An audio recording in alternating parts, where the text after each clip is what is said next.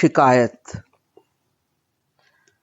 बाएं घुटने और दाएं कलाई पे सोजिश और रगड़ें थी। एक्सरे करवा के उन्हें क्रेप बैंडेज बांधते हुए मैं कहानी की बजाय साथ खड़ी उसकी बहन से मुखातिब था कि शुक्र है हड्डी कोई नहीं टूटी, मगर ये गिरी कैसे।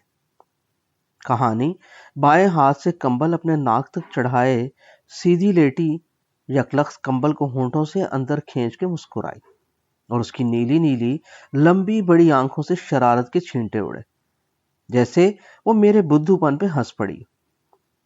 मैंने गर्दन पूरी मोड़ के देखा। थोड़ी देर पहले जहां उसकी बहन खड़ी थी जिससे मैं बातें किए जा रहा था, वहां कोई ना था। मैंने कहानी की मुलायम गोरी सूजी हुई कलाई पे उंगलियां चुभोई तो वो कंबल के अंदर छुपाए अपने मुस्कुराते होंठों से यकलख्त उई करके बोली और मैंने उसकी निगाह में बनावटी गुस्सा बना के होले से कहा, तुम वहां क्या कुछ छोड़ आई हो? क्या?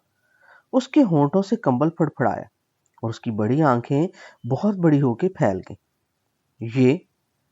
मैंने कंबल का पल्लू हटा के उंगली लगा के उसके पहने हुए मेरे नीले स्वेटर का एक धागा नाखून से खींचा। ये मेरा स्वेटर, तुम्हारी खुशबू है इसमें, वो होले से बोली। और वो? मैं कंबल में हाथ तेजी से नीचे कमर की कनी पे लगा के बोला, वो उधर छोड़ आए। ओह! उसने थोड़ी से पकड़ा, अपना हाथ कंबल के अंदर ही अंदर अपने सीने के ऊपर से गुजार के कहीं छुआ और एकदम शर्म से उसका चेहरा गुलाबी से सुर्ख हो गया। आंखें उसने फड़फड़ा के झुका ली और यूं मुस्कुराई जैसे छुपी कहीं खड़ी अपने कपड़े पहन रही हो। वो गंजा दोस्त आ गया। हाँ, वो समझे मैं पहनता हूँ। वो हंसने लगी, फिर बायां बाजू ऊपर लाकर कंबल के नीचे अपने मुंह पे रख के उसी के अंदर से बोली, पहन लिया करना आप। मुसीबत। मैंने पट्टी जोर से बांधी। वो फिर सी करके बोली तो पट्टी ढीली कर दी कलाई पे। गर्दन मोड़ के देखा तो उसकी बहन वार्ड के दरवाजे पे अपने छोटे बेटे को बाहर जाने से मना कर रही थी। बाहर दरवाजे से सुबह का उजाला बढ़ गया था, मगर बर्फ की बजाय अब वार्ड की छत पे जालाबारी का शोर था। छत ऊपर टीन की थी, उसका शोर बहुत था। वार्ड के दरवाजे को बार बार खोल बंद करके उसके स्प्रिंग से खुद ब खुद बंद होते दरवाजे से बच्चा खेल रहा था। जब जब दरवाजा खोलता, ठंडी हवा का झोंका तीर की तरह सीधा मेरी तरफ आता। हवा का रुख कुछ ऐसा था, मगर जालाबारी के छत के शोर की वजह से कहानी से सरगोशियों की जाने वाली बातें कोई न सुन सकता था।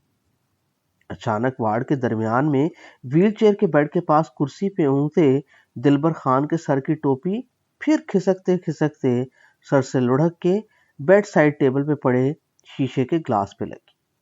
ग्लास डगमगा के जमीन पे लुढ़का और टूटा तो छन की आवाज आई। कहानी और मेरी निगाह एकदम उधर गई।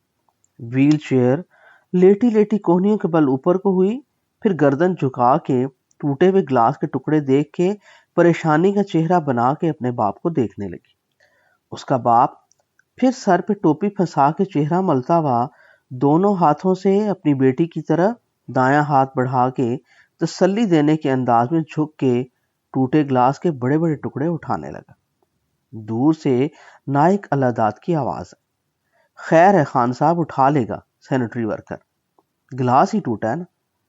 मैंने कहानी की कलाई पे क्रेप बैंडेज का आखिरी बल दे के लॉक पिन लगाते हुए मुंह बिगाड़ के सरगोशी की और उसकी कलाई को धीरे से मरोड़ते हुए होले से बोला, खाया न पिया, गिलास तोड़ा 12 आने का। वो फिर हंसने लगी और आंखों में नशा भर के मेरी निगाह में निगाह डाल के बोली, तुम्हें ही घूंट भरना नहीं आता।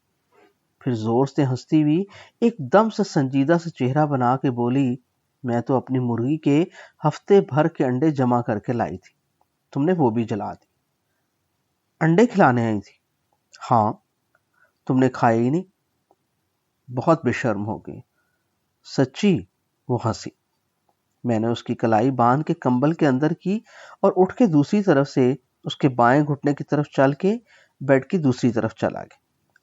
कंबल से उसके पैर निकाले तो बाएं पैर पे एक चपत लगाते हुए उसका कंबल जरा सा नाक के ऊपर से नीचे खींचा تو اس کی پھیلی مسکراہٹ سے بھری گلابی نرم ہونٹ پھر حیرانی سے چوسنی سی بنا کے وہ ناک کے اوپر سے مجھے یوں تکنے لگی جیسے اس کی نشہ بھری آنکھوں میں ذرا سا بھینگا پان۔ بولی اب کیا؟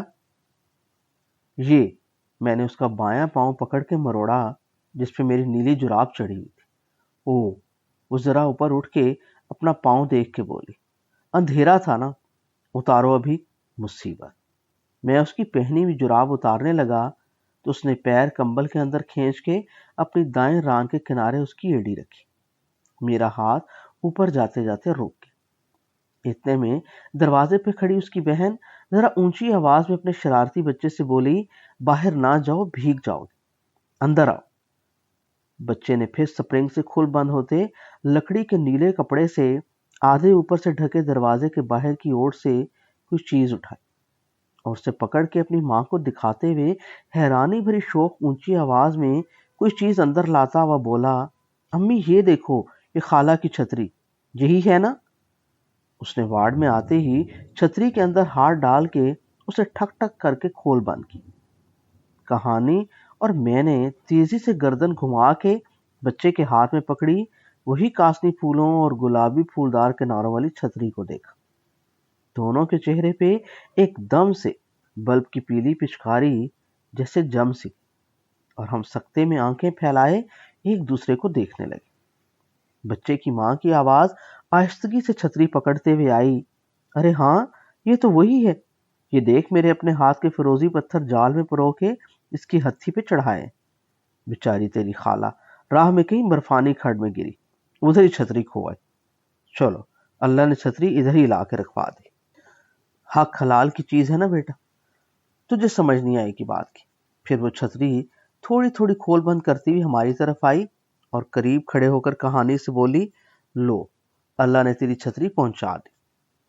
تو ادھر بھی گرتی پڑتی برف میں آئی تھی، لو، بیڈ کے سرہانے کھڑی کر دیتی، زیادہ گیلی نہیں، کسی نے برف جھاڑ کے ادھر تیرے سامنے دروازے پہ کھڑی کی تھی، یہ طرح بھانجا اٹھا لائے، ہے نا ڈاکٹر صاحب؟ جس کی چیز ہو اللہ اسے اسی تک پہنچا دیتا ہے سالم۔ کہانی نے لیٹے لیٹے گردن گھما کے چھتری کو دیکھا، پھر اپنی بہن کے آخری کہے جملوں کو دھیرے سے دہراتی ہوئی بولی، ہاں باجی، جس کی چیز ہو اس کے پاس پہنچ جاتی، آ گئی میں ادھر سالم۔ یہ کہہ کے اسے ایک لمحے میں آنکھوں میں کسی بھید کے کھل جانے کا ڈر ہوا اور بولی، دیکھے نا، چھتری پہنچ گئی۔ تم گری کیوں؟ مجھ سے رہا نہ گیا، پوچھ بیٹھا۔ اس کی بڑی بہن پھر آگے بڑھ کے کچھ بتانے لگی تو میں نے دھیرے سے ہاتھ سے اسے منع کی، کہا اسے کہنے دے۔ کہانی نے لیٹے لیٹے وارڈ کی چھت پہ بجتے تیز اولوں کی آواز پہ جسے کان لگائے، پھر بولی، بس اس وقت ژالہ باری نہیں تھی، برف تھی۔ آپ کو پتا ڈاکٹر صاحب، دیر تک برف پڑتی رہے تو نیچے والی برف آئس کی طرح سخت اور چکنی ہو جاتی، پھر اسی پہ پاؤں پھسل گئے۔ تم نے پھسلنے دیا؟ وہ ہنسی، ساتھ اس کی بہن کی ہنسی کی آواز بھی آئی۔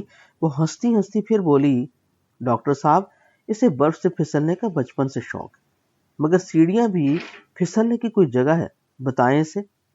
کیوں بھائی، بول، میں کہانی سے پوچھ رہا تھا، اور وہ بائیں ہاتھ سے لال کمبل کی کنی پکڑے اسے اپنی ہنستی ہوئی آنکھوں کے پاس لے گئی تھی، اور ہنستے ہوئے اس کی آنکھوں سے ایک لطیف خوشبودار پھوار برس رہی تھی جس سے اس کی نیلی نیلی آنکھوں کے گول بنٹے کسی نیلم سے تراشے ہوئے لگ رہے تھے۔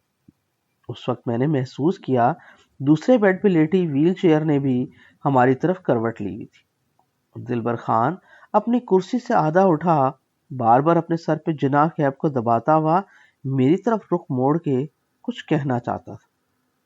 خود مستی کی؟ میں نے آہستہ سے کہانی کو پوچھا جب اس کی بہن اپنے بیٹے کے پیچھے دروازے کی طرف لپکی۔ کہانی نے اس بار پورے چہرے سے کمبل ایک دم نیچے کھینچ کے اوپر کیا اور اپنے دونوں ہونٹوں کو اندر سے ایک ساتھ دانتوں سے کھینچ کے مسکراتے ہوئے بولی، آپ کے پیچھے بھی تو آنا تھا، آپ بھاگ گئے۔ میں نے گھبرا کے وارڈ کے چاروں طرف نگاہ گھمائی کہ اس کی آہستہ سے کہی یہ بات کسی نے سن نہ لی۔ دلبر خان میرا سر اس کی طرف گھومتے دیکھ کے دور ہی سے باچھیں پھاڑ کے مسکرایا اور ٹوپی کو زور سے سر پہ پھنسا کے کرسی سے اٹھ کے ہماری طرف آنے لگا۔